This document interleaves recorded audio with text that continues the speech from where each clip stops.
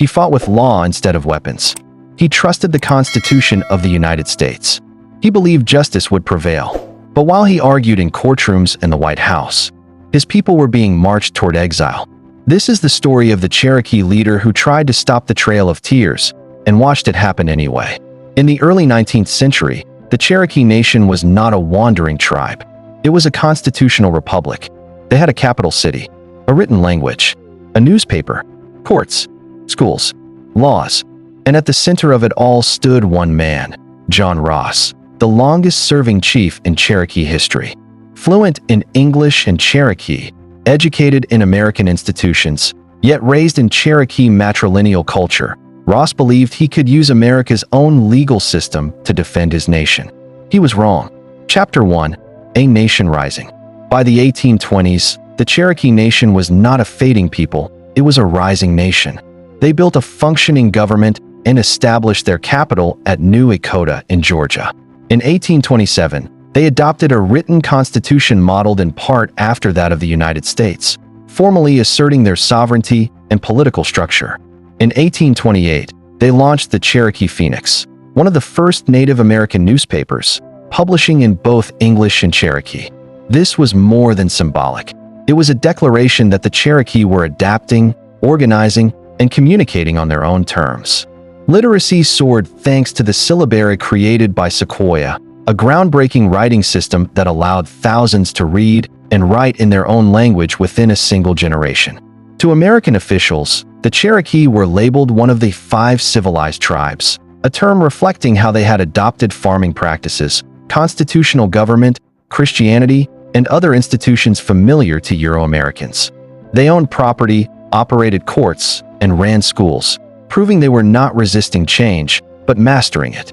Amid this period of strength, John Ross rose to leadership, becoming principal chief in 1828. He would soon face the greatest challenge in Cherokee history. Because while the Cherokee Nation was rising, the United States was expanding, and expansion would demand land. Chapter 2: The Pressure Builds. In 1828, everything changed. Gold was discovered in Georgia, on Cherokee land. Almost overnight, thousands of white settlers rushed into the territory, driven by greed and opportunity. What had been recognized as sovereign land of the Cherokee Nation was suddenly treated as a prize to be claimed. The state of Georgia moved aggressively. It passed laws to annex Cherokee territory and extended state authority over it, directly challenging Cherokee sovereignty. Then in 1830, President Andrew Jackson signed the Indian Removal Act into law. The message was unmistakable. All Native nations east of the Mississippi River would be forced to relocate westward. But John Ross refused to surrender quietly. He organized a massive petition campaign, gathering more than 15,000 Cherokee signatures, an extraordinary act of political unity in that era.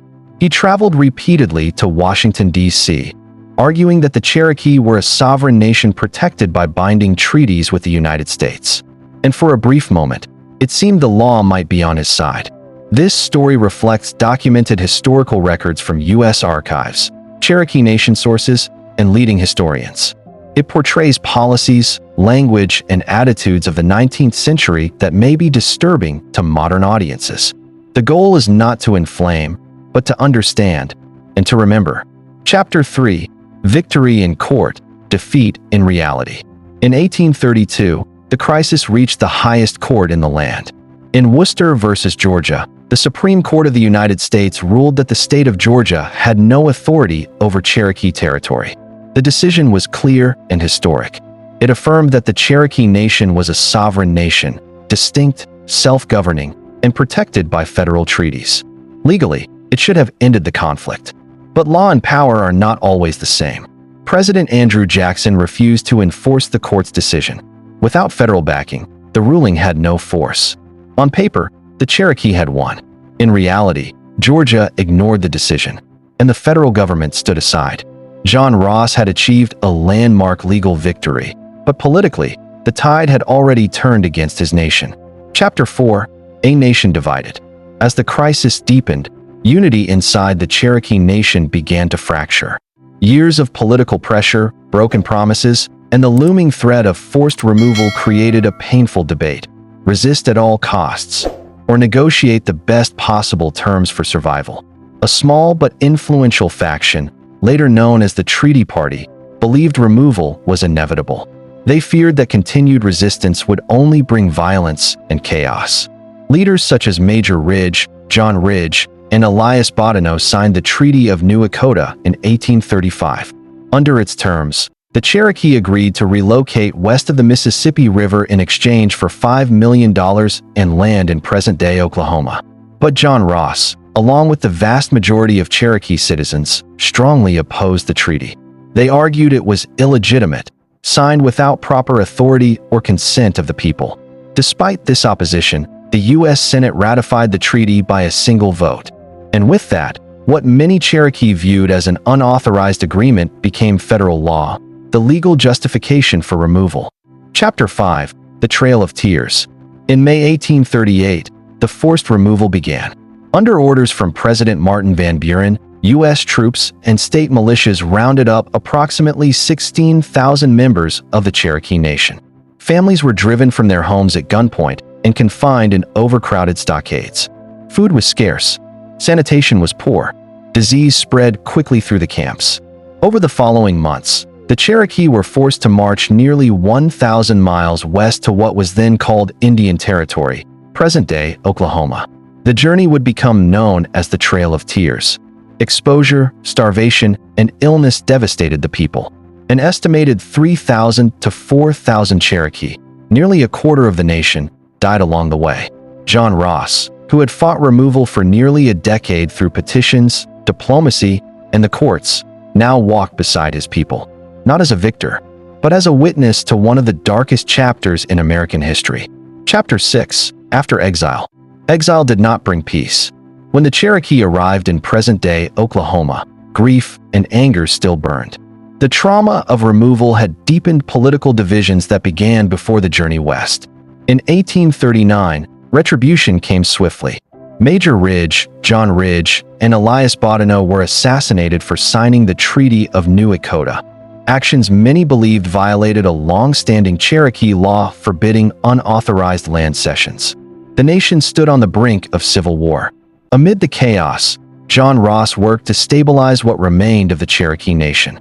He re-established the constitutional government in Indian Territory, negotiated new treaties with the United States, and sought to reunify a fractured people. During the era of the American Civil War, the Cherokee Nation again faced division, caught between Union and Confederate forces. Ross navigated shifting alliances in an effort to protect his people from further devastation. Through turmoil, exile, and war, he remained principal chief until his death in 1866, a leader who had witnessed both the rise of a nation and its forced removal, yet never stopped fighting for its survival. Closing reflection. John Ross did not stop the Trail of Tears. He could not halt the machinery of expansion, politics, and power that forced his people west. But he preserved something just as powerful. He preserved the sovereignty of the Cherokee Nation, not just as land, but as an idea.